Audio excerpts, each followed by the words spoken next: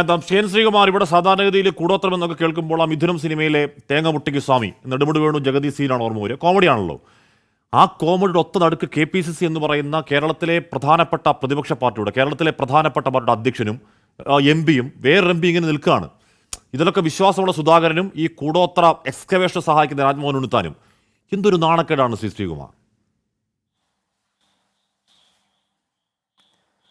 ഹസ്മി, ഇങ്ങനത്തെ ഒരു കോമഡി ചർച്ചയിൽ ഞാൻ ആദ്യമായിട്ടാണ് പങ്കെടുക്കുന്നത്. കാരണം ഇതിലെനിക്ക് പറയാനുള്ള വെച്ചാൽ ഇതിൽ കോൺഗ്രസിനെ വലിച്ചിഴച്ചുകൊണ്ടാണ് ഞാനത് എനിക്കിതിൽ പ്രതിരോധിക്കേണ്ട ഒരു ഘട്ടമുണ്ട്. കാരണം കോൺഗ്രസിനെ പോലെ പുരോഗമന ആശയങ്ങൾ പ്രചരിപ്പിക്കുന്ന ഒരു പാർട്ടി, ആ പാർട്ടിയുടെ സംസ്ഥാന അധ്യക്ഷൻ്റെ വീട്ടിൽ നിന്നും കൂടോത്രം കണ്ടെടുത്തു എന്നൊക്കെ പറഞ്ഞത് വാർത്തയാക്കുക, അത് ചർച്ചയാക്കുക, അതിൽ വിപ്ലവ പാർട്ടി അതിലേക്ക് പ്രതികരിക്കുക. ഞാൻ അതാണ് അതിലൊരു രാഷ്ട്രീയം കാണുന്നത്. മറ്റുള്ളതൊക്കെ പോട്ടെ, കാരണം കൂടോത്രം എന്താണെന്നും അതിൽ വിശ്വാസമുള്ളവർ വിശ്വസിച്ചോട്ടെ, അല്ലെങ്കിൽ അല്ലാത്തവർ അവിശ്വസിച്ചോട്ടെ, അതൊരു വിഷയമല്ല. പക്ഷേ ഇത് 10-18 മണ്ഡലങ്ങളിൽ ജയിച്ച കോൺഗ്രസ് കേരളത്തിൽ മുന്നോട്ട് പോകുന്ന ഒരു പ്രസ്ഥാനത്തെ ആ ഇലക്ഷൻ കഴിഞ്ഞ ആ വിജയാഹ്ലാദത്തിൽ നിൽക്കുമ്പോൾ ഒന്ന് ഇടിച്ചു താഴ്ത്താൻ പറ്റുമെന്ന് ആരെങ്കിലും ചിന്തിച്ചിട്ടുണ്ടോ എന്ന് എനിക്കറിയില്ല. കാരണം ഈ ഖനനം എന്ന് പറയുന്നത് ഒരു വർഷം മുമ്പ് കണ്ട് നടന്നതാണ്. അതിൻ്റെ പടങ്ങളൊക്കെയാണ് ഇപ്പോൾ പുറത്തു വന്നത്. അപ്പോൾ രാജ്മോഹൻ ഉണ്ണിത്താൻ പറഞ്ഞിട്ടുണ്ട് അത് എങ്ങനെയാണ് പുറത്തു വന്നതെന്ന് അന്വേഷിക്കണമെന്ന്. അതാരാ അപ്പോൾ ആ പടം എടുത്തത്? എന്തായാലും ആ കൂട്ടത്തിൽ നിന്നൊരാളാണ്.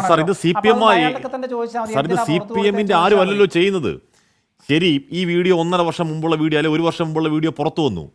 അത് KPCC അധ്യക്ഷൻ സമ്മതിക്കുക. ഇപ്പോൾ രാഷ്ട്രീയമായി ചില കാര്യങ്ങൾ ഈ കള്ളം എന്ന വാക്ക് പറയുന്നില്ലെങ്കിൽ കൂടിയും ചില വസ്തുതകൾ മറച്ചു വെക്കാത്തവരല്ലോ രാഷ്ട്രീയക്കാർ. അത് സമ്മതിക്കാതിരുന്നൂടെ ശ്രീകുമാർ? ഇത് സമ്മതിക്കുകയാണ്. സുധാകരൻ പറയുകയാണ് ശരിയാണ്, ഇങ്ങനെ ഉണ്ടായിട്ടുണ്ടെന്ന് പറയുകയാണ്. രാജ്മോഹൻ ഉണ്ണിത്താൻ കൂടുതൽ അറിയാമെന്ന് പറയുകയാണ്. രാജ്മോഹൻ ഉണ്ണിത്താനോട് ചോദിക്കുമ്പോൾ രാജ്മോഹൻ ഉണ്ണിത്താൻ ഇതൊക്കെ വിശ്വാസം ഉണ്ടെന്ന് പറയുകയാണ്. സർ, ഇന്ത്യയുടെ ഭരണഘടന അനുച്ഛേദം 51 പറയുന്നത് മൗലിക കടമകൾ, ആ കടമകളിലൊന്നാണ് സയന്റിഫിക് ടെമ്പർ ശക്തിപ്പെടുത്തണം. ആ ഭരണഘടന മുന്നോട്ട് വെച്ച് അവിടെ പ്രതിപക്ഷത്തിൻ്റെ വലിയ മുന്നേറ്റം കാണുന്ന രോമാഞ്ചജനകമായ രാഷ്ട്രീയ ദിവസങ്ങൾ കടന്നു പോവാണ്. അപ്പോഴാണ് ഇവിടെ കൂടോത്രം, അതിന് പ്രതിക്രിയ. അത് KPCC അധ്യക്ഷൻ എന്താണ് സർ? നോക്കൂ ഹഷ്മി, ഞാനതല്ലേ പറഞ്ഞത്.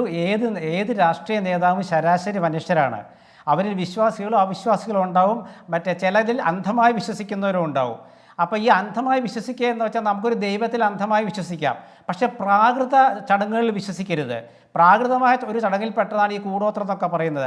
അതിൽ ചിലതിൽ വിശ്വസിച്ച് പോവുകയാണ്. കാരണം ഞാൻ പറയുന്നത് കേട്ടു, നവോത്ഥാന കാലത്തെ പറ്റി ഹാഷ്മി പറഞ്ഞല്ലോ. ഈ നവോത്ഥാന കാലത്തല്ലേ പത്തനംതിട്ടയിലെ ഒരു സ്ഥലത്ത് ഒരു പാർട്ടിയിൽപ്പെട്ട, നമ്മൾ ഈ നവോത്ഥാന പ്രസ്ഥാനത്തിന് ആശയങ്ങൾ പ്രചരിപ്പിക്കാൻ ശ്രമിക്കുന്ന ഒരു വിപ്ലവ പാർട്ടിയുടെ ഒരാളായിരുന്നല്ലോ ഒരു നരബലിയുമായി ബന്ധപ്പെട്ട് നമ്മൾ കേട്ട കഥയിലുള്ളത്. അപ്പോൾ അതൊക്കെ ഈ നാട്ടിലെ എല്ലാ പാർട്ടികളിലും എല്ലാ മതങ്ങളിലും എല്ലാ സമുദായങ്ങളിലൊക്കെ ഇങ്ങനെ വിശ്വസിക്കുന്നവരുണ്ട്. പക്ഷേ ഇവിടെ വിഷയം എന്താണെന്ന് വെച്ചാൽ KPCC പ്രസിഡന്റിൻ്റെ വസതിയിൽ നിന്നും ഇങ്ങനെ ഒരു കൂടോത്രം കണ്ടെടുത്തു എന്ന് പറയുമ്പോൾ അതൊരു വാർത്താ കൗതുകമാണ്. വാർത്താ കൗതുകം എന്ന് ഞാൻ പറയാൻ കാരണം കോൺഗ്രസിൽ വിശ്വാസികളും അവിശ്വാസികളും അന്ധമായി വിശ്വസിക്കുന്നവരും പ്രാകൃതമായ ചില ഇതിൽ വാർത്താ കൗതുകം മാത്രമല്ല എന്ന് പറഞ്ഞാൽ ഇത് 1.5 വർഷം മുമ്പ് നടന്ന സംഭവത്തിന്റെ ദൃശ്യങ്ങൾ ഇപ്പോൾ പുറത്തു വരുന്നത് കോൺഗ്രസിലുള്ള പടൽപ്പിണക്കം, ബാലകൃഷ്ണൻ പെരിയുമായുള്ള ബന്ധം, രാജ്മോഹൻ ഉണ്ണിത്താൻ, അതാരുടെ കൂടോത്രമാണെന്ന് വേറെ ചർച്ച. ഇതിലെ പ്രശ്നം എന്താണ്? കാലിന്റെ രൂപം കണ്ടെടുക്കുമ്പോൾ സുധാകരൻ പറയുന്നു ശരിയാണ്, കുറച്ചായി കാലിന് ബലക്കുറവാണ്. തലയുടെ രൂപം എടുക്കുമ്പോൾ ശരിയാണ്, തലയ്ക്ക് ഭാരം, തലവേദന, എന്നിട്ടിപ്പോൾ ഞാനിപ്പോൾ ജീവിച്ചിരിപ്പുണ്ടല്ലോ, ഉയിര് പോകാഞ്ഞത് ഭാഗ്യം എന്നൊക്കെ അതിൽ പരിപൂർണ്ണ വിശ്വാസം പ്രകടിപ്പിക്കുന്നത് KPCC അധ്യക്ഷനാണ് സർ.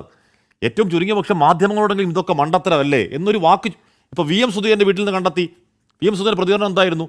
അവരോട് സഹതാപമേ എനിക്കുള്ളൂ എന്ന് പറയുകയല്ലേ. ആ ഒരു പ്രതികരണം പോലും നടത്താൻ അശക്തനാവുന്നു സുധാകരൻ. വിശ്വാസിയാണ്, അതുകൊണ്ടാണ്. എന്ന് പറഞ്ഞാൽ ഇത്തരം കൂടോത്രങ്ങളെ കാണിച്ചാൽ എന്തോ സംഭവിക്കും എന്നൊക്കെയുള്ള വിശ്വാസം കൊണ്ടാണല്ലോ അതിന് തള്ളി പറയാൻ കഴിയാത്തത്. നോക്കൂ ഹഷ്മി, ഞാൻ പറഞ്ഞില്ലേ നമ്മൾ ശരാശരി മനുഷ്യൻ. നേരത്തെ ഇവിടെ എൻ്റെ സുഹൃത്ത് ഹരി പറഞ്ഞതുപോലെ, അതായത് നിങ്ങളുടെ കാര്യം ആലോചിച്ച് നോക്കൂ. ഒരാളെ മാനസികമായിട്ട് തളർത്താനും അസ്വസ്ഥനാക്കാനും കഴിഞ്ഞാൽ അയാൾ തളർന്നു പോകും. അപ്പോൾ അങ്ങനെ വിശ്വാസമുള്ള ഒരാളെ തളർത്താൻ വേണ്ടി ആരെങ്കിലും ചെയ്തിട്ടുണ്ടെങ്കിൽ അയാൾക്ക് ആ വിശ്വാസം ഉണ്ടാകാം. പക്ഷേ സുധാകരൻ വിശ്വാസം ഇല്ലെന്നതിൻ്റെ ഏറ്റവും വലിയ തെളിവ് അദ്ദേഹം ചിരിച്ചുകൊണ്ടാണ് ഇതെല്ലാം പറയുന്നത്. അത് മാത്രമല്ല, ഇത് ഖനനം ചെയ്തെടുക്കുമ്പോൾ, ഞാൻ ആ വാക്ക് തമാശക്കായിട്ട് ഉപയോഗിക്കുന്നത്, ഇത് കുഴിച്ചെടുക്കുമ്പോൾ അപ്പോൾ അവർ പറയുന്നതൊക്കെ അവർ ചിരിക്കുന്നുണ്ട്. ഇത് തലവേദനയ്ക്കുള്ളതാണ്, ഇത് കാലിനുള്ളതൊക്കെ പറയുമ്പോൾ ചിരിക്കുന്നുണ്ട്. അപ്പം നമ്മൾ ഈ ഒരു തമാശ പറയുന്ന ഘട്ടത്തിലും അതിലെടുക്കാമല്ലോ. സുധാകരൻ പത്രസമ്മേളനം വിളിച്ചിട്ട് എന്നെ ഉന്മൂലനം ചെയ്യാൻ വേണ്ടി കൂടോത്രം കുടിച്ചിട്ടെന്ന് പറഞ്ഞിട്ട് ഇല്ല. കോൺഗ്രസിന് ഔദ്യോഗിക വക്താക്കൾ പറയുന്നില്ലല്ലോ. ഇല്ല. പാർട്ടി ഇത് തള്ളിക്കളഞ്ഞു. ഇതിന് പാർട്ടിയായിട്ട് ബന്ധമില്ല, കോൺഗ്രസ്സായിട്ട് ബന്ധമില്ല, KPCC ആയിട്ട് ബന്ധമില്ല.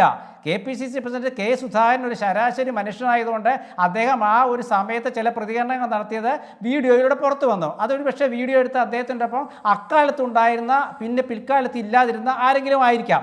അതൊക്കെ പിന്നെ പാർട്ടി അന്വേഷിക്കട്ടെ, കുഴപ്പമില്ല. കാരണം ഒരു നേതാവിനൊപ്പം എല്ലാ കാലത്തും എല്ലാവരും വിശ്വസ്തരായിട്ട് നടന്നോളണമെന്നില്ല. പക്ഷേ ഇതിൽ വേറൊരു കാര്യം മനസ്സിലാക്കുക, കോൺഗ്രസ് ഒരിക്കലും ഇങ്ങനത്തെ പ്രാകൃതമായ ചിന്താഗതികളിൽ വിശ്വസിക്കുന്ന കൂട്ടരല്ല. നിങ്ങളുടെ കാര്യം ആലോചിച്ച് നോക്കൂ ഹസ്മി, നവോത്ഥാന കേരളമല്ലേ ഇത്? 8 വർഷമായിട്ട് ഇവിടെ ഭരിക്കുന്ന ഇടതുമുന്നണിയല്ലേ? നമുക്കൊരു അന്ധവിശ്വാസത്തിനെതിരായ ബില്ല് കൊണ്ടുവരാൻ നമ്മൾ ശ്രമിച്ചിട്ട് നടന്നോ ഇവിടെ? കോൺഗ്രസും NCP ഭരിക്കുന്ന മഹാരാഷ്ട്രത്തിൽ കൊണ്ടുവന്നു 2013, കർണാടകത്തിലും കൊണ്ടുവന്നു എൻ്റെ അറിവ്. അതൊക്കെ എത്രത്തോളം വിജയിച്ചുള്ള വേറെ വിഷയം. പക്ഷേ കേരളത്തിൽ എന്തുകൊണ്ടാണ് കൊണ്ടുവരാൻ പറ്റാത്തത്? എല്ലാവർക്കും ഇടയിൽ ഇങ്ങനെയൊക്കെ ചില ചിന്താഗതികളുണ്ട്. അപ്പോൾ അതൊക്കെ കൊണ്ടുവന്നാൽ എത്രത്തോളം വിജയകരമാകും എന്ന ചിന്തയൊക്കെ ഉണ്ടാകാം. അല്ലെങ്കിൽ അങ്ങനെ ഒരു ബില്ല് അവതരിപ്പിച്ചുകൂടാ? ഈ പത്തനംതിട്ട വിഷയം വന്നപ്പോൾ അന്ന് പറഞ്ഞു എത്ര